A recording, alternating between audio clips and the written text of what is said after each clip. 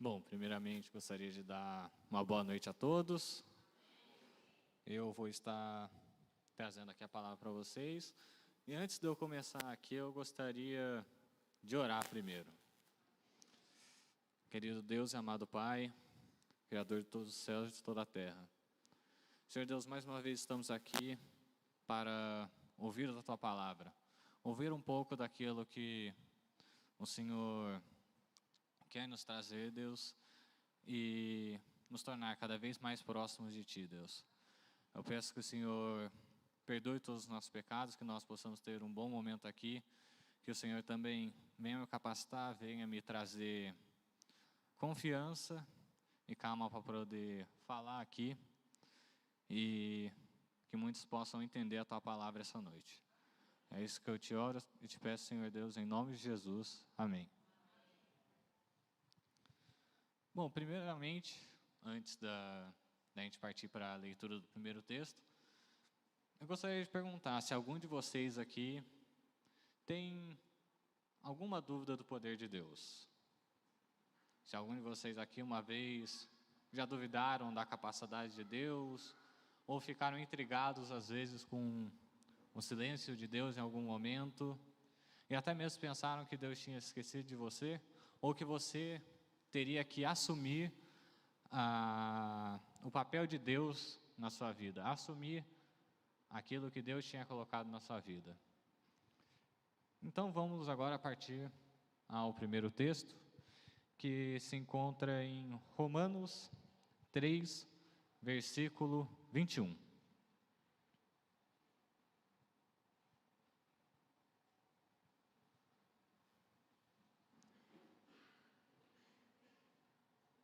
Aqueles que forem encontrando, pode se colocar em pé.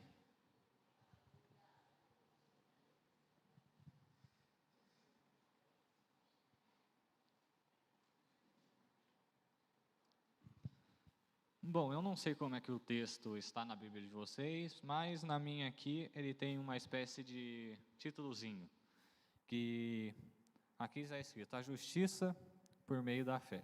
Versículo 21 inicia-se assim: mas agora se manifestou uma justiça que provém de Deus, independente da lei, da qual testemunham a lei e os profetas. Justiça de Deus mediante a fé em Jesus Cristo, para todos os que creem. Não há distinção, pois todos pecaram e estão destituídos da glória de Deus, sendo justificados gratuitamente por sua graça, por meio da redenção que há em Jesus Cristo. Deus ofereceu como sacrifício para a propiciação, mediante a fé, pelo seu sangue, demonstrando a sua justiça. Em sua tolerância, havia deixado impunes os pecados anteriormente cometidos, mas no presente demonstrou a sua justiça, a fim de ser justo e justificador daquele que tem fé em Jesus. Bom, o que eu gostaria de tratar com esse texto, os irmãos já podem se assentar, é a questão da incredulidade. E como vocês bem ouviram no começo, eu perguntei a vocês se vocês alguma vez tiveram dúvida do poder de Deus. Se em algum momento da vida de vocês acharam que Deus não era capaz de fazer alguma coisa. E que muitas vezes vocês estariam fora do plano de Deus. Ou achando que o plano de Deus não estaria na sua vida por algum motivo. Ou por não crer que Ele poderia fazer algo por você se achar indigno, ou porque você não percebia a presença dEle como as outras pessoas, ou você olhava para todos e via que Deus estava fazendo alguma coisa, mas na sua vida parecia estar um vazio. E nisso eu gostaria de ler o texto de Gênesis 1, para trazer um pouco e relembrar quem é esse Deus que nós servimos, para mostrar quem que é o Senhor. Em Gênesis 1 está o princípio da criação da humanidade. Está onde Deus criou todas as coisas e como Ele criou. E como sabemos, isso daí não escapa de um propósito dEle. Por conta da onisciência de Deus, Deus tem um plano, tem um propósito. Ele já criou o mundo sabendo da queda da humanidade, mas ele criou o mundo, sabendo da queda da humanidade, mas sabendo também que um dia ele enviaria Jesus Cristo para poder nos limpar dessa queda, para poder nos fazer reaproximar dele. Então, assim, no princípio, Deus criou os céus e a terra. Era a terra sem forma e vazia. Trevas cobriam a face do abismo, e o Espírito de Deus se movia sobre a face das águas. Disse Deus: haja luz, e houve luz. Aqui eu não sei se os irmãos conseguem entender, mas esse versículo 3 que traz: disse Deus, haja luz, e houve luz, já nos mostra quem é esse Deus a quem servimos. Já nos mostra o poder desse Deus. Ele não só chamou a luz da existência, por simplesmente, aqui no texto em português, através de duas palavras, mas toda a criação da humanidade, ele trouxe à existência por sua simples declaração, por sua simples determinação. E não trouxe de qualquer forma, não. Ele não simplesmente chamou o universo à existência e criou sem nada. Ele fez através de um plano. Ele chamou a luz, depois, mais alguns versículos à frente, no segundo dia, ele trouxe o firmamento entre um firmamento que separe as águas das águas, e a cada dia ele foi fazendo um propósito. Era exatamente um plano. E não que ele simplesmente criou isso do nada, mas ele já sabia disso. Ele sabia como ele chamaria a terra à existência. E também saberia todos desenvolver até o dia de hoje, até o momento que nós estamos aqui ouvindo essa palavra. Mas isso que eu queria trazer a atenção de vocês, sobre o plano de Deus e o poder dele. Aqui, como podemos ver na criação do Gênesis, não houve nenhuma interferência humana. Ele simplesmente determinou, e determinou da forma como ele bem entendia em criar a terra. Se nós sabemos do poder de Deus, sabendo do poder de Deus, sabendo da soberania que ele tem sobre todas as coisas, da capacidade que ele tem sobre esse universo, por que ao invés dele demorar 7 dias, como diz aqui, e fazer cada coisa num passo a passo, ele não sempre determinou tudo a existência, e já trouxe a terra com os homens, com todas as plantas aqui. Por que ele fez um passo a passo?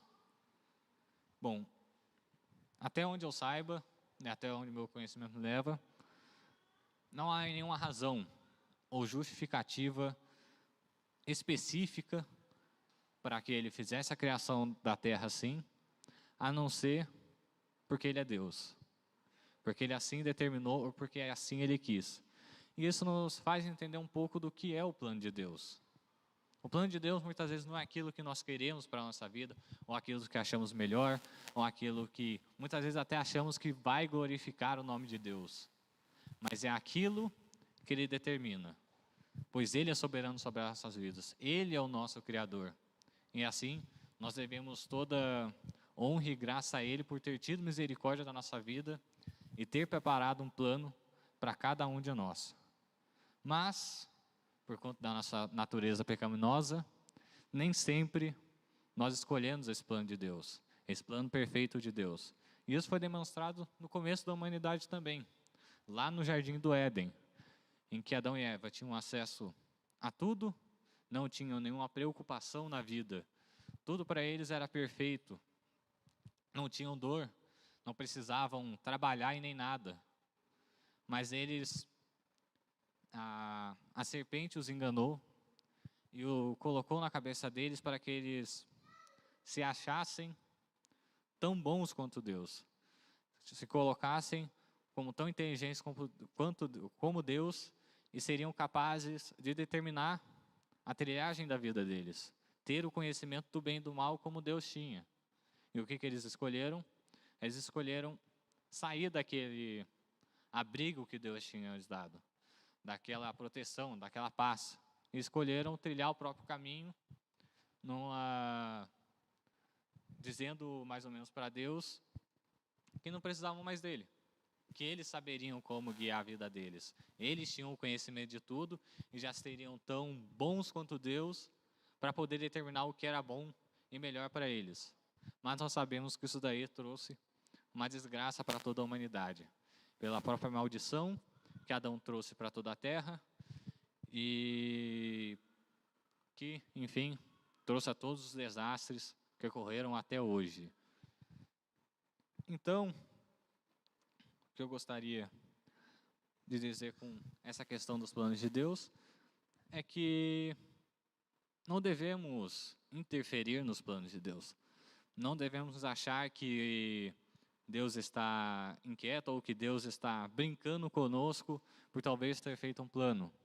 Talvez a serpente colocou na mente de Adão e na mente de Eva de que Deus estava afastando deles de um poder que ele tinha, de que com o conhecimento do bem e do mal, Adão e Eva poderiam ser tão poderosos no que Deus. Muitas vezes o pecado nos traz isso. Nós temos o plano de Deus, nós temos o propósito de Deus na nossa frente, nós temos aquilo dali claro, mas o pecado vem em nós e nos faz querer interferir nisso, nos fala que está faltando alguma coisa, ou Deus está demorando muito, ou que Deus não está agindo, ou que você está errado e deve fazer alguma coisa. Ele sempre tenta nos ocultar, afirmando que a soberania de Deus não está ali, e que Deus não é soberano e você é tão bom quanto Deus e você não precisa de Deus. Esse plano, esse objetivo da sua vida, você não precisa esperar que Deus conclua na sua vida, que Deus traga na sua vida, mas você deve perseguir independentemente do que Ele te faz. O pecado nos traz isso. E isso nos faz, muitas vezes, em alguns momentos, apressar o plano de Deus. Às vezes nós temos um plano de Deus na nossa vida, algum objetivo, e nós achamos que Deus esqueceu de nós. Esqueceu do plano que Ele tinha para nós, e nós buscamos nos apressar, buscamos fazer aquilo do nosso jeito. Achamos que está demorando muito, achamos que precisamos fazer logo, e muitas vezes nós entendemos que esse plano é para a glória de Deus. Às vezes seja criar um ministério, e às vezes o pastor fala para esperar um pouco, orientado por Deus, claro, e você acha que não, como é que vai esperar um ministério surgir, sendo que isso é para a glória de Deus? Muitas vezes os planos de Deus não se remetem somente às áreas da nossa vida, mas coisas que também remetem à glória dele. E nós devemos entender que mesmo para a glória dele, ele pode pedir para nós esperarmos, pode pedir para nós nos acalmarmos, então nós não devemos buscar apressar o plano de Deus, pois isso pode trazer um desastre. Em outras palavras, não podemos ser tentados pelo imediatismo. Uma coisa que é muito presente no nosso egoísmo, na nossa natureza humana, é querer as coisas agora, querer aquilo que Deus tem preparado para nós agora. Queremos um relacionamento agora, queremos um emprego agora, quero um cargo na igreja agora. Mas seria realmente esse o plano de Deus para a sua vida? Seria esse emprego que você tanto quer? O que Deus quer para a sua vida? Seria esse relacionamento que você tanto quer? O plano de Deus para a sua vida seria qualquer coisa que você deseja muito, mesmo que esteja intimamente relacionado com a glória dele. O que ele planeja para a sua vida, será que ele não tem algo melhor? Será que ele não tem algo todo que você nem imagina, que será muito mais grandioso? Mas nós muitas vezes não escolhemos isso. Viramos as costas para ele e voltamos ao conhecimento do bem e do mal e nos achamos que somos capazes de vencer aquilo que Deus preparou para nós, ou nos achamos que aquilo que nós decidimos será melhor do que o propósito de Deus. E uma pessoa na Bíblia fez isso. Uma pessoa muito conhecida, até mesmo foi rei. Foi o rei Saul. E eu vou trazer esse texto de 1 Samuel 15, 12. Bom, trazendo um pouco de contexto, porque a história de Saul é muito grande.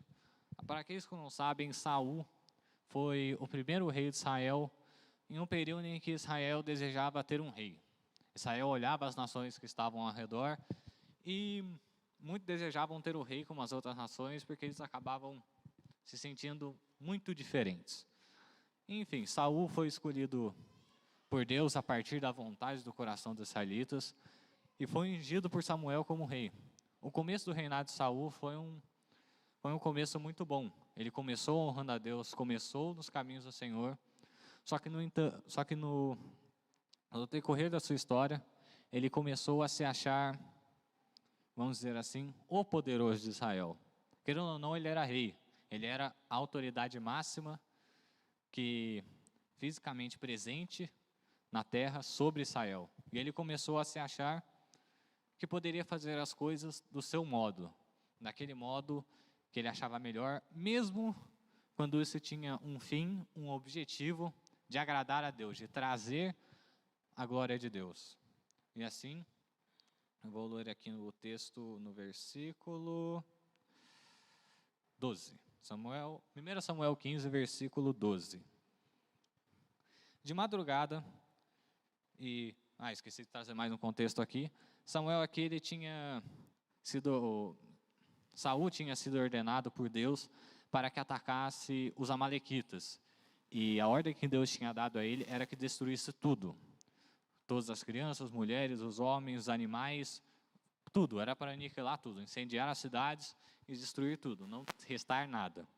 Mas ele se achou que poderia ter um plano melhor daquilo que Deus tinha determinado para ele fazer. Então, 1 Samuel 15, 12, assim se dê. De madrugada, Samuel foi ao encontro de Saul. Mas lhe disseram: Saul foi para o Carmelo, onde ergueu um monumento em sua própria honra, e depois foi para Gilgal. Aqui, para trazer uma atenção, já dá para ver um pouco o quanto que Saul já estava trazendo um pouco da glória, da vitória que ele tinha tido sobre os amalequitas, que embora tivesse sido declarada por Deus, e Deus tinha lhe ordenado para atacar os amalequitas, e trazendo a certeza no coração dele, de que ele venceria sobre os amalequitas, ele foi lá e ergueu um monumento em sua própria honra. Quando Samuel o encontrou, Saul disse: O Senhor te abençoe. Eu segui as instruções do Senhor. Samuel, porém, perguntou: Então que balido de ovelhas é esse que ouço com meus próprios ouvidos? Que mugido de bois é esse que estou ouvindo? Respondeu Saul: Os soldados os trouxeram dos amalequitas, e eles pouparam o melhor das ovelhas e dos bois para sacrificarem ao Senhor, o teu Deus, mas destruímos totalmente o restante. Samuel disse a Saul: Fique quieto, eu lhe direi o que o Senhor me falou esta noite. Respondeu Saul: Dize-me. E Samuel disse: Embora pequeno aos seus próprios olhos, você não se tornou o líder das tribos de Israel? O Senhor o ungiu como rei sobre Israel e o enviou numa missão ordenando: Vá e destrua completamente aquele povo ímpio, os amalequitas, guerreie contra eles até que os tenha eliminado. Por que você não obedeceu ao Senhor? Por que se lançou sobre os despojos e fez o que o Senhor reprova? Disse Saul: Mas eu obedeci ao Senhor, cumpri a missão que o Senhor me designou. Trouxe Agag, rei dos amalequitas, mas exterminei os amalequitas. Os soldados tomaram ovelhas e bois de despojo, o melhor do que estava consagrado a Deus para a destruição, a fim de os sacrificarem ao Senhor, seu Deus, em Gilgal. Samuel, porém, respondeu: Acaso tem o Senhor tanto prazer em holocaustos e em sacrifícios, quanto em que se obedeça a sua palavra? A obediência é melhor que o sacrifício, e a submissão é melhor do que a gordura de carneiros. Pois a rebeldia é como o pecado da feitiçaria, e a arrogância como o mal da idolatria. Assim como você rejeitou a palavra do Senhor, ele o rejeitou como rei. E aqui a gente pode ver muito bem a consequência de Saul ter negado o plano de Deus, ou ter acreditado que o seu comando seria muito melhor do que aquilo que Deus tinha determinado para que ele fizesse. Que a sua decisão, que o seu plano fosse muito melhor do que o de Deus, porque ia trazer honra a Deus. O Senhor ficou muito irado, porque o Senhor não queria os sacrifícios. O Senhor pouco se importava com isso. O que ele mais queria de Saul era a integridade do coração dele. O que ele mais queria de Saul era a obediência em relação a ele, era reconhecer que Deus era a autoridade sobre Israel e não Saul, que Deus era soberano, que Deus o tinha colocado ali. No entanto, ele não entendeu isso. E assim o Senhor acabou trazendo a condenação de que ele tinha o rejeitado como rei. Mas não foi Deus que rejeitou Saul. Não foi Deus que virou as costas para Saul e saiu. Mas foi Saul, a partir do momento que ele tomou essa decisão, que ele se reconheceu acima de Deus e virou as costas para Deus, se achando melhor do que Deus e que poderia tomar as suas decisões sozinho. E como o primeiro texto aqui fala, assim como você rejeitou a palavra do Senhor, consequentemente, Deus o rejeitou como rei. Bom, então isso daí nos traz uma questão sobre esse plano de Deus. Esse plano que Deus tem para cada um de nós. Que Ele tem guardado lá com Ele. Que nós devemos aguardá-lo. Mesmo quando não tudo parece escuro, quando nada esteja na nossa frente, ou nós achamos que não temos muito mais o que fazer, a não ser tocar por nossa conta, ir atrás desses objetivos por nós mesmos. E às vezes acabamos tomando as decisões erradas, pois nunca sabemos qual que é o plano de Deus, o plano perfeito de Deus. Só Ele sabe, nós não temos a onisciência de Deus, nós não temos o conhecimento do bem e do mal como Deus tem. Mas muitas vezes nós achamos que temos, e achamos que podemos fazer melhor do que Deus, pois Deus está demorando muito, ou Deus está nos ignorando. Mas não devemos fazer assim. E há um exemplo muito bom na Bíblia, ao contrário do que Saul fez, e foi o rei que seguiu a Saul, foi Davi. Davi, quando estava fugindo de Saul, injustamente, porque Saul não havia razões para Saul perseguir Davi. Davi não tinha feito nada de mal ao reino, mas Saul, dominado pelo pecado, dominado pela inveja que sentia por Davi, começou a injustamente perseguir Davi. E nessa época, Davi, além de ter sido já ungido como rei de Israel no lugar de Saul por Samuel, também tinha recebido o Espírito de Deus por conta dessa unção. E assim, em outras palavras, ele já seria o rei de Israel. Ele já tinha sido declarado rei de Israel, então Saul que estava cometendo uma injustiça a ele. Saul que estava fazendo alguma coisa errada. No entanto, Davi tinha integridade no seu coração, que ele sabia que Deus era autoridade sobre a vida dele, que Deus era soberano sobre o plano que tinha para ele. E ele fez o quê? O que nós devemos fazer. Ele confiou no Senhor.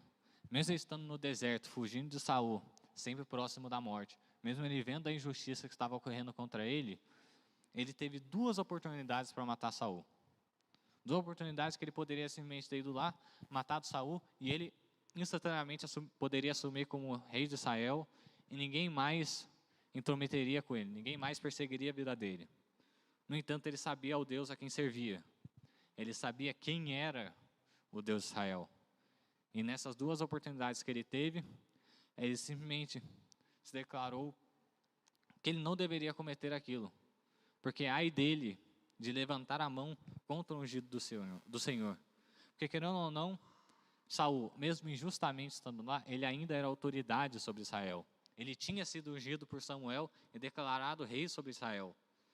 Então, tecnicamente, Saul ainda era rei de Israel. E Davi não poderia ir contra a autoridade do rei, contra a integridade do rei, senão ele estaria cometendo um pecado contra Deus. E ele entendeu isso. E aí, ele não buscou fazer o plano de Deus, dele se tornar rei por sua própria força, mesmo ele tendo a oportunidade para isso, e estando injustamente naquela situação. Ele não escolheu matar Saul, mas confiou de que Deus ia fazer o plano perfeito, e de que Deus iria mover as coisas para que ele um dia assumisse como rei de Israel, como Deus tinha prometido lá atrás.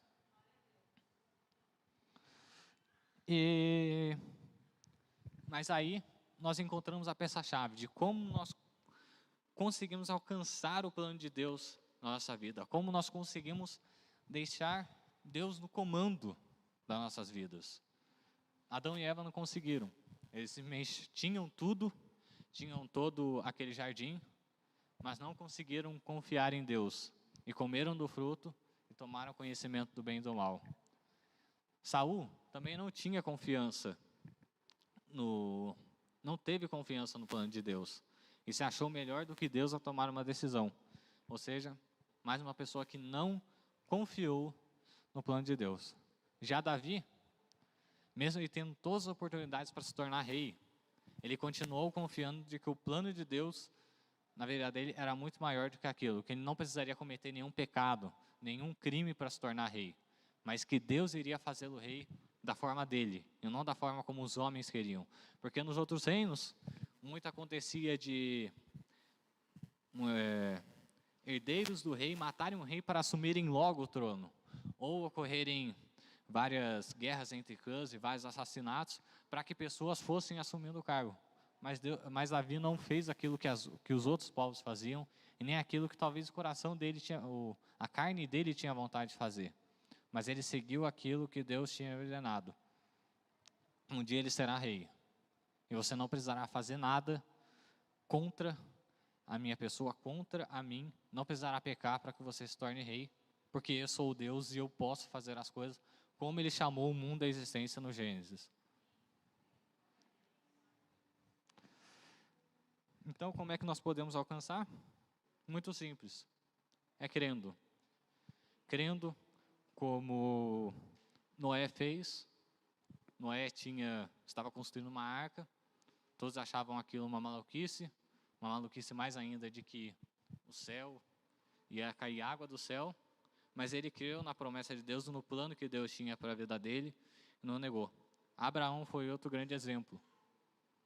Sara era estéril, não podia ter filhos, mas Abraão creu que Deus podia fazer o impossível, e que o plano de Deus, que Deus tinha demonstrado para ele, que a descendência dele seria tão numerosa quanto as estrelas, iria se cumprir.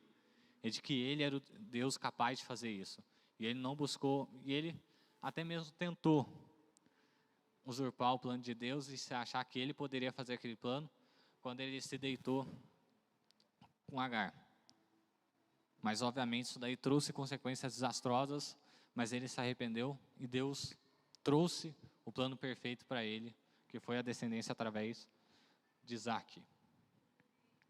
E é nessa diferença e é o que nos traz ao texto que eu li no começo da mensagem.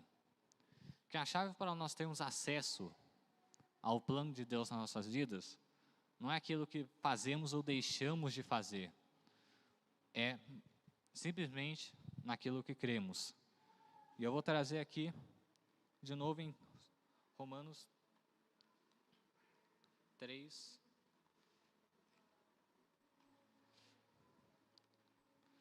em 3:21, porque mas agora se manifestou uma justiça que provém de Deus, independentemente da lei, da qual testemunha a lei e os profetas, a justiça de Deus mediante a fé em Jesus Cristo para todos que creem. E essa fé que nos faz acessar ao plano de Deus não é simplesmente acreditar que Deus fará algo melhor. É também isso, mas não é simplesmente crer que Deus vai fazer alguma coisa, é simplesmente isso. É uma fé que envolve acreditar que nós temos acesso ao plano de Deus, novamente, é por meio de crer que Cristo morreu por nós. Porque, que nem aqui traz em Romanos 3:23, não há distinção, pois todos pecaram estão destituídos da glória de Deus. Então nós podemos dizer que a partir do Éden, nós ficamos destituídos da glória de Deus. Nós não temos mais acesso ao plano perfeito de Deus, aquele plano que Deus tinha para a humanidade no jardim do Éden. A partir do momento que nós escolhemos comer do conhecimento do bem e do mal, e virarmos nossas costas para Deus e afirmarmos que nós tínhamos o controle da nossa vida, nós nos afastamos de Deus e nós afastamos do plano perfeito que Deus tinha para nós.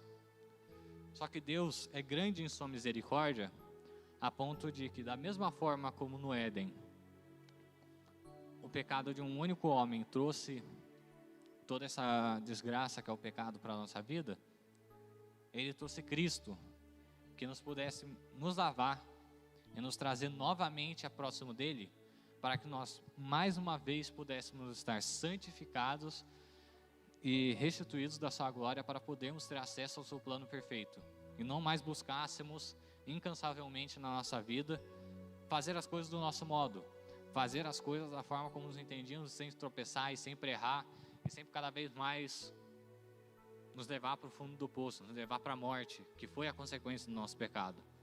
Mas ele trouxe Cristo para nos reaproximar de Deus e entender a soberania dele e o controle que ele tem sobre as nossas vidas. E claro, nos deu livre acesso ao Pai e o seu plano perfeito para a nossa vida. Só que Satanás não deixa barato. Não é simplesmente porque Jesus morreu e que ele está aqui, que todos vão ter acesso a esse plano e que todos vão querer aceitar esse plano. Na verdade, Satanás, ele tenta nos cegar, porque a graça de Deus, a graça de Cristo já está aqui. Cristo já morreu, o sangue dele já foi derramado. Não há nenhuma distinção, que nem aqui no texto fala.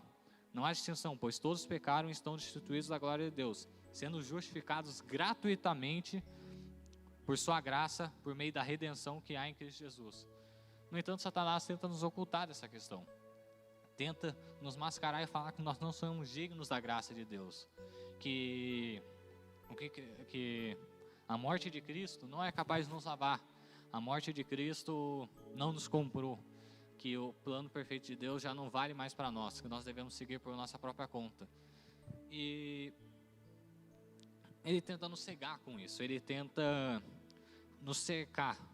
E eu vou fazer uma analogia aqui, que uma vez eu ouvi num teatro, que ele tenta nos cercar com um pássaro numa gaiola, em que a porta está aberta. Esse pássaro está ali e Satanás, ele não encosta naquele pássaro, ele simplesmente fala, ele simplesmente cerca aquele pássaro e faz com que, embora o pássaro ele tenha asas para voar, ele simplesmente fala que ele é indigno, que ele não pode ter acesso a mais do que aquilo é a vida dele, que ele não pode sair dali. Mas a porta atrás dele está aberta, nunca esteve fechada, porque como aqui, Cristo já morreu, Cristo já salvou toda a humanidade, a graça de Cristo já está disponível gratuitamente a todos nós. Então aquela porta nunca esteve fechada, ela sempre esteve aberta. Só que aquele pássaro sempre acreditava nas palavras de Satanás, e Satanás cada vez mais ia alimentando aquilo nele. Depois aquele pássaro começava a proclamar aquilo sobre a vida dele, que de fato ele não tinha capacidade, que ele não conseguiria fazer aquilo, que ele não seria digno daquilo. E assim Satanás já tinha aquilo cercado, a porta estando aberta, e ele conseguiu fazer com que aquele pássaro nunca saísse daquela jaula.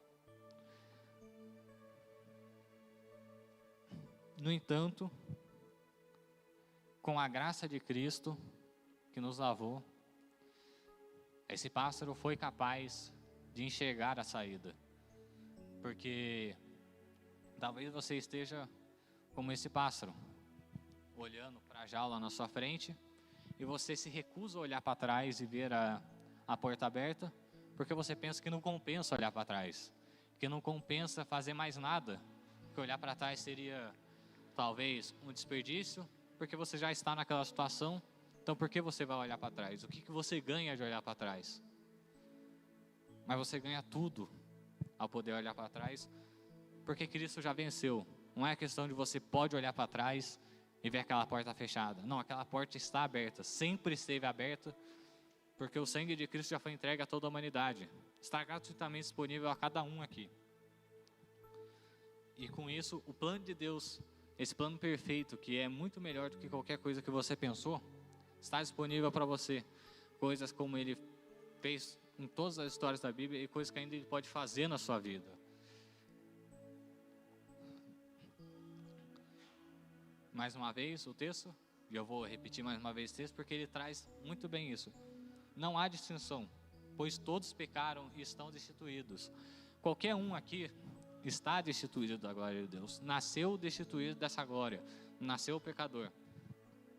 Meu pai, mesmo sendo pastor, ele também é pecador. Ele nasceu fora do plano de Deus. Todos nós já nascemos fora desse plano perfeito de Deus.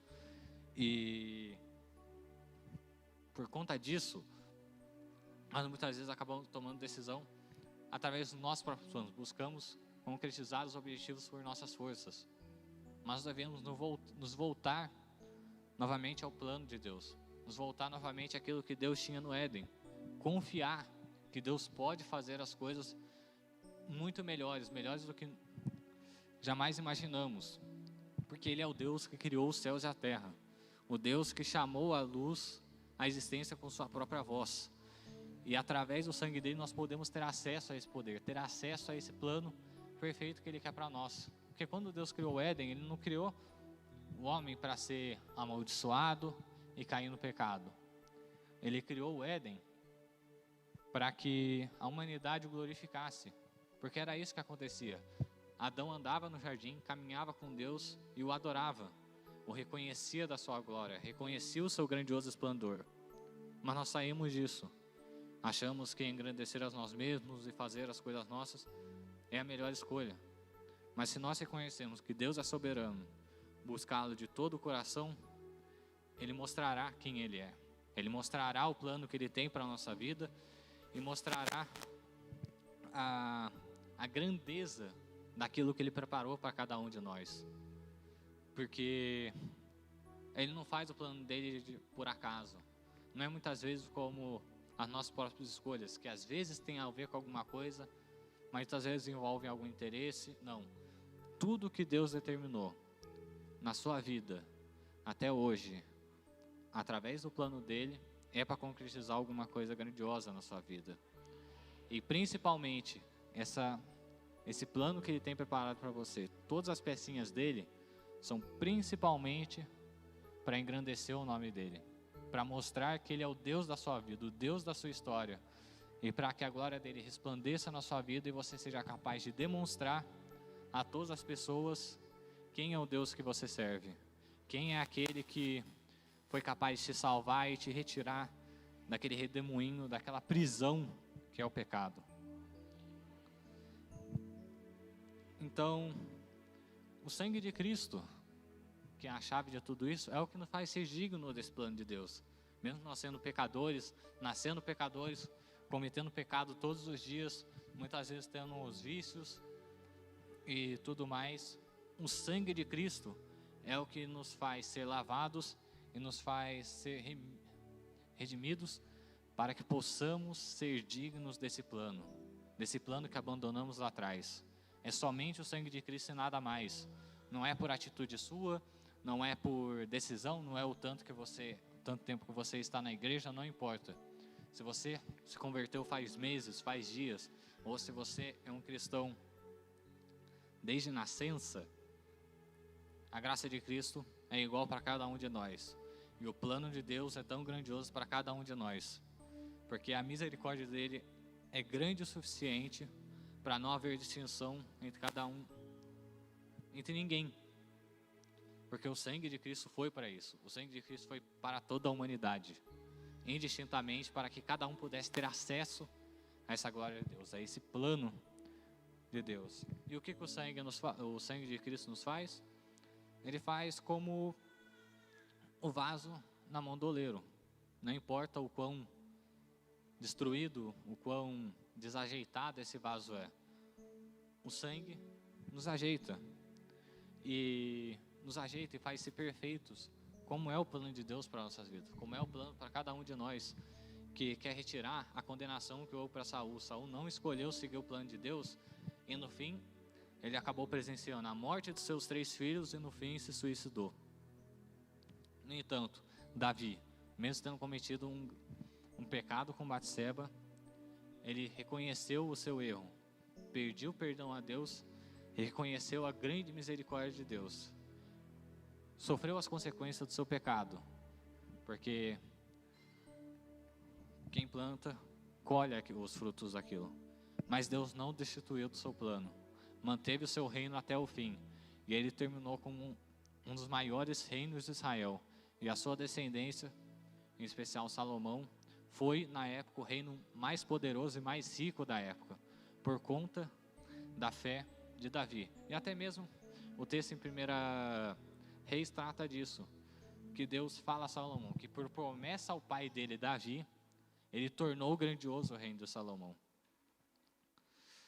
Então, a você que é pai, agora que eu trouxe essa questão, não perca a fé no plano de Deus que tenha para seus filhos. Você que é filho, não perca a fé no plano que Deus tem para seus pais. Talvez seu pai ou seu filho esteja desviado, esteja passando por alguma coisa difícil, mas a fé que o plano de Deus é tão grandioso e não proclamar de que tudo está perdido, porque muitas vezes há muitos pais que entendem que o filho está perdido, que não há solução, que já está num caminho irreversível, mas essa declaração pode ser algo que realmente se concretize, pode ser algo que você declare sem pensar, mas seja uma afirmação, e aquilo no seu inconsciente fica aquela afirmação de que não há mais solução. Você será salvo, só que sua descendência não. Mas não é esse o plano de Deus para a sua vida. O plano perfeito de Deus não se encerra na sua vida.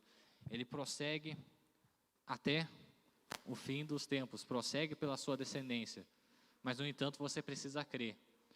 Da mesma forma como o plano de Deus que foi perfeito na sua vida e você teve que crer para que esse plano acontecesse na sua vida, para que o plano de Deus, para que você tivesse acesso ao plano de Deus, você precisou crer. Você precisa também crer que esse plano pode acontecer na vida das outras pessoas. Você não deve lançar uma maldição na vida dessas outras pessoas. Você deve crer que Deus também é capaz de transformar da mesma forma como transformou cada um de nós. Cada um aqui tem uma história. Umas histórias um pouco mais difíceis, ou algumas histórias mais tranquilas. Mas se Deus foi capaz de transformar cada um de nós e foi capaz de nos dar acesso ao seu plano, por que Ele não seria na vida de outras pessoas? Por que as outras pessoas não poderiam ser convencidas do sangue de Cristo e também terem acesso ao plano de Deus? Bom, então é como um vaso nas mãos do oleiro. Só que, no entanto, não somos um vaso. Na realidade, é a nossa vida que nós estamos deixando nas mãos do Criador do universo, daquele que criou os céus e a terra. Então, Ele pode fazer coisas grandiosas por nós, mesmo quando aquilo parece impossível, mesmo quando você olha e não enxergue nada, você não consiga prever nada, está tudo escuro. Creia que Deus é o Todo-Poderoso. É Ele que trilhou essa história até hoje. Por que Ele não pode escrever o resto? Por que Ele não pode fazer aquilo improvável, o provável? Abraão não podia ter filhos, mas Deus assim fez ele ter.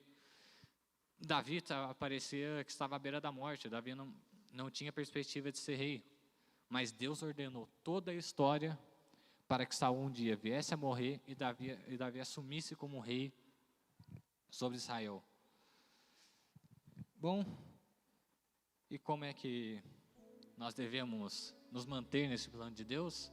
Nos manter nessa fé, nos manter remidos pelo sangue do Cordeiro e não nos deixar vacilar? Não devemos flertar ou brincar com o pecado, porque o pecado está sempre à espreita. Como foi falado no compartilhamento do Veredas, em uma analogia também, o pecado ele é como se fosse um pássaro que fica rodeando a nossa cabeça. Ele não vai se afastar, o pecado vai estar sempre aqui. Não é porque você foi salvo, você foi limpado pelo sangue do Cordeiro, que nunca mais o pecado irá te assombrar. Não, ele é como um pássaro que vai ficar. Só que a questão é que você não pode permitir que esse pássaro faça ninho na sua cabeça. Ele pode ficar rodeando, na verdade ele vai ficar rodeando. Não tem como ele não ficar rodeando. Enquanto nós vivemos nessa terra, enquanto tivermos vida, o pecado será um fato na nossa vida, será algo tentador. Mas a todo dia também, da mesma forma como o pecado age na nossa vida, nós devemos buscar a Cristo, relembrar do sangue de Cristo, relembrar que Cristo morreu por nós, relembrar das promessas que Deus tem para a nossa vida, não nos deixar ser convencidos pelo pecado, não nos deixar ser cegados pelo pecado daquilo que Cristo já proclamou na nossa vida, e não nos esquecer principalmente de que, independentemente daquilo que fizemos, daquilo que proclamamos sobre a nossa vida ou proclamaram sobre a nossa vida, Cristo já morreu e já lavou isso. O sangue de Cristo já foi derramado, não precisamos de mais nada, já está, a graça dele já está disponível, está gratuitamente disponível a cada um. O sangue dele já está aqui, basta você crer, você escolher. E é como eu vou terminar lendo Apocalipse 22:14, que assim traz essa disponibilidade da graça de Deus sobre a nossa vida, esse acesso ao plano de Deus que está aqui, não precisamos de mais nada. Assim é Apocalipse 22:14. Na verdade eu vou ler um pouquinho para trás e vou começar pelo 10. Então me disse, aqui é João falando com o anjo que o revelou todas as coisas do Apocalipse. Não cele as palavras de profecia deste livro.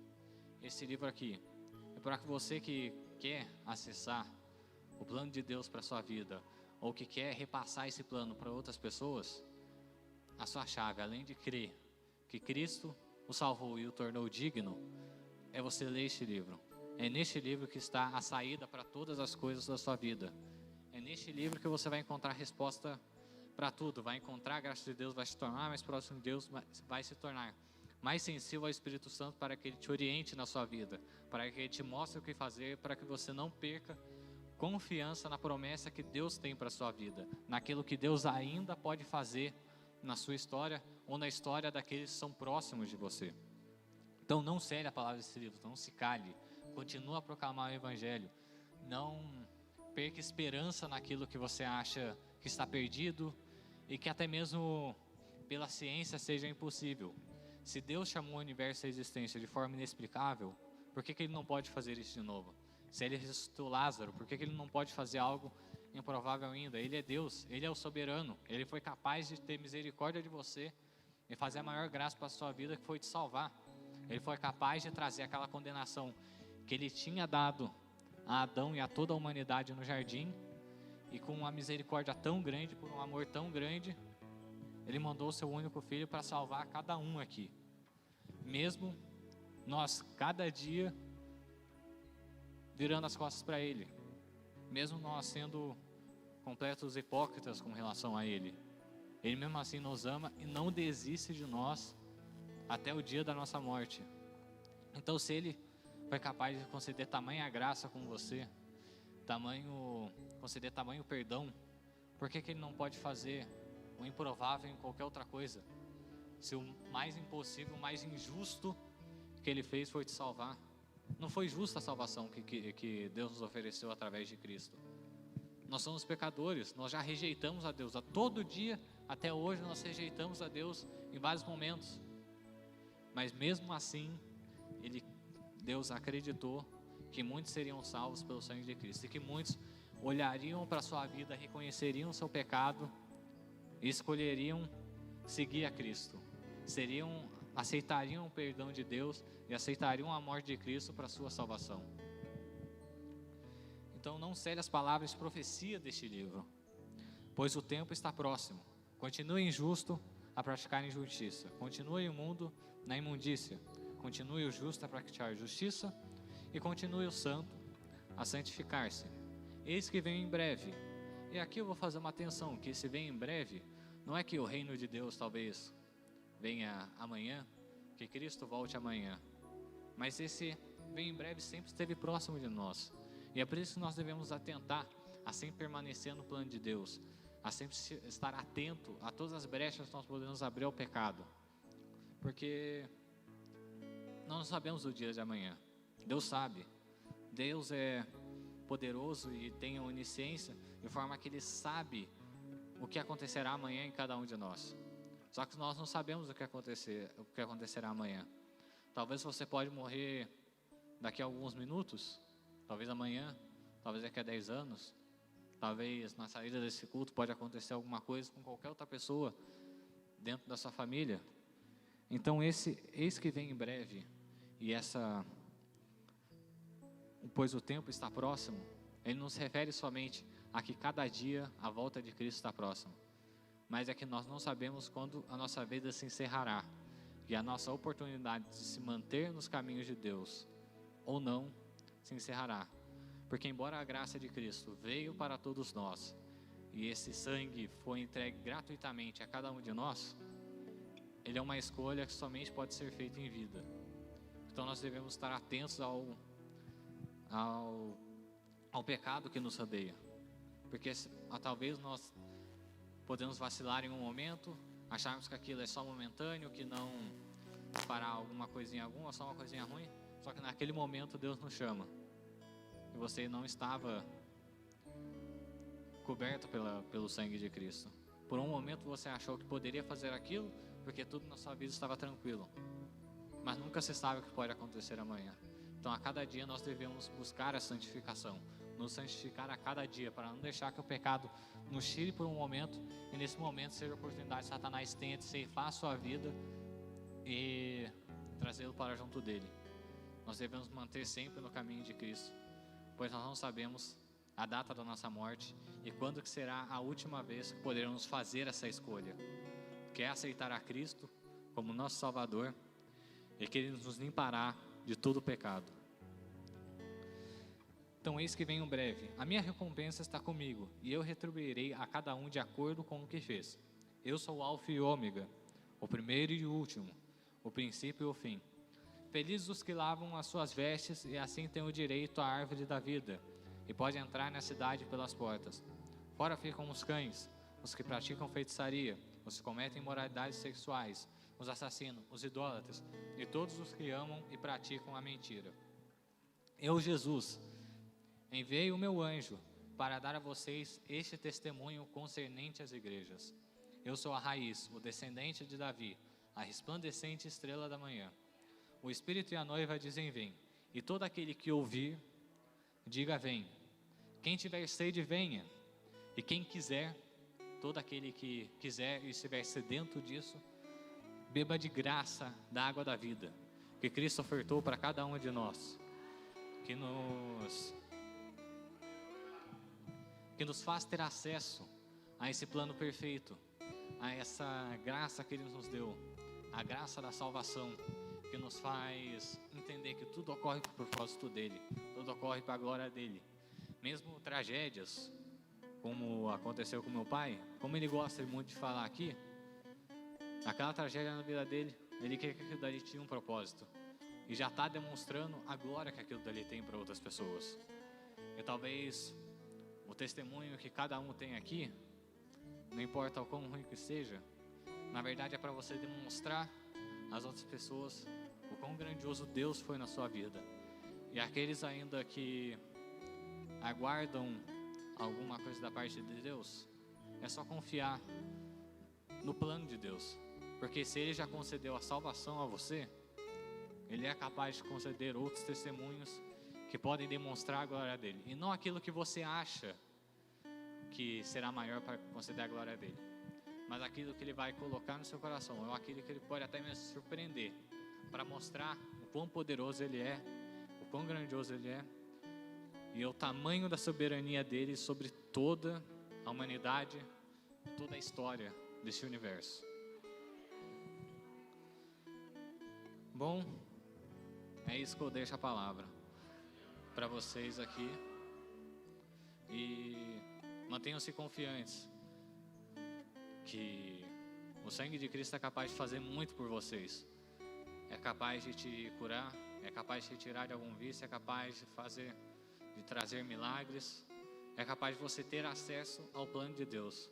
No entanto, para isso você precisa crer e ter fé, até mesmo em momentos difíceis, porque a vida do cristão não é fácil. A vida do crente não vai ser um mar de flores, mas você precisa ter fé em todo momento, sabendo que Cristo está com você, que o sangue de Cristo está te cobrindo, e que esse sangue é o que te fará vencer todo obstáculo e te fará crer e entender que nada ocorre nessa vida por acaso, mas tudo é para o propósito e para a glória de Deus. Aplauda o seu, querido. Aleluia.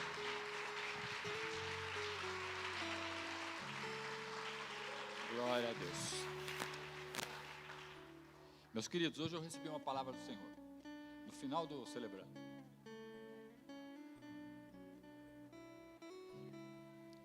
através do irmão Lúcio, é um dos facilitadores aí do curso. Ele teve uma revelação de Deus sobre a minha pessoa. E ele viu, e hoje está se confirmando isso, por tudo que vocês estão vendo aqui, o texto que está lá em Salmo 127, no verso 7, que diz assim: os filhos são herança do Senhor, uma recompensa que Ele dá. E o texto principal: como flechas na mão do guerreiro são os filhos nascidos na juventude. Como é feliz o homem que tem a sua aljava cheia deles. Não será humilhado quando enfrentar seus inimigos no tribunal. E o Senhor falou com ele, e ele teve uma visão. Ele via uma flecha que estava empoeirada, e ele via um arco que estava longe dessa flecha, e o arqueiro estava esperando o arco chegar perto da flecha, para que a flecha pudesse ser lançada. E ali eu não entendi muito bem, mas aí Deus depois começou a falar comigo. O Davi testemunhou aqui, com os irmãos que tiveram hoje de manhã, que aconteceu alguma coisa na vida dele, não importa o que aconteceu, que ele se sentiu indigno. E ele testemunhou aqui de manhã que o Senhor tirou isso dele.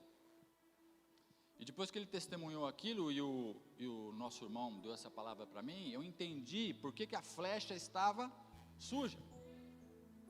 E aí o próximo passo era fazer o arco, os pais, eu e a Silvana, porque os pais é o arco, e os filhos são a flecha.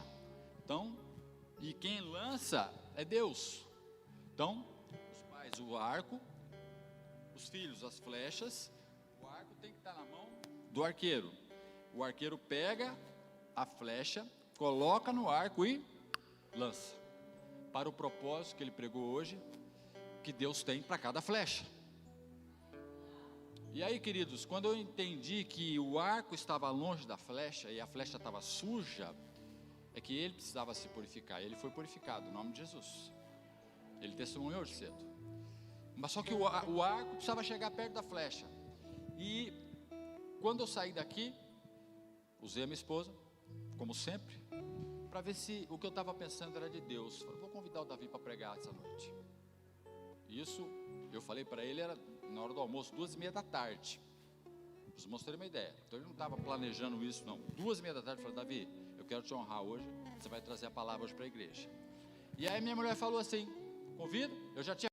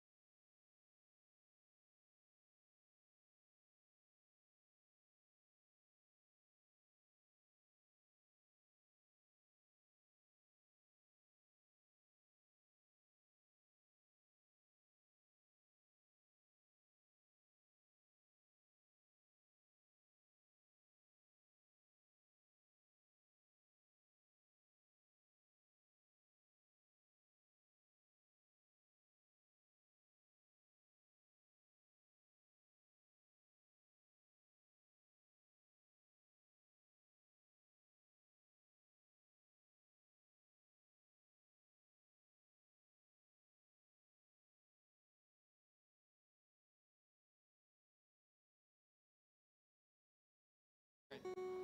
A igreja pode se colocar em pé em nome de Jesus. Oh Deus Todo-Poderoso. Espírito de Deus, Pai. Assim como o Senhor falaste, Senhor, em nosso coração esse dia, Pai. Por tudo aquilo que foi a declaração, Senhor, da Tua revelação, para a minha vida, para a vida da Silvana, para a vida, Senhor, do meu filho, Pai. Eu declaro em nome de Jesus, como arqueiro, Senhor, dessa vida, Senhor. Como arco dessa vida, Pai. Que o arqueiro nesse momento tem liberdade de lançar essa seta aonde quer que ele queira, Pai. Que a sua graça esteja com ele. Que todo impedimento, Senhor, dessa alma, que toda restrição, que todo medo, Pai, caia por terra em nome de Jesus.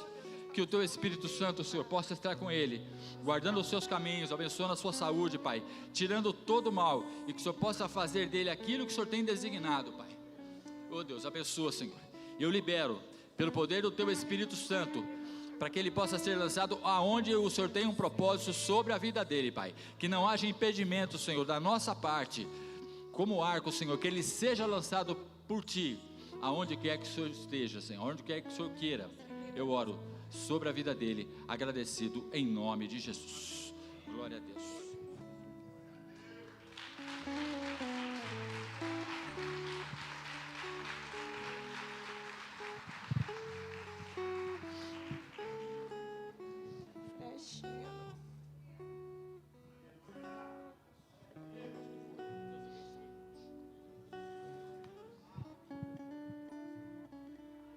Glória a Deus, queridos.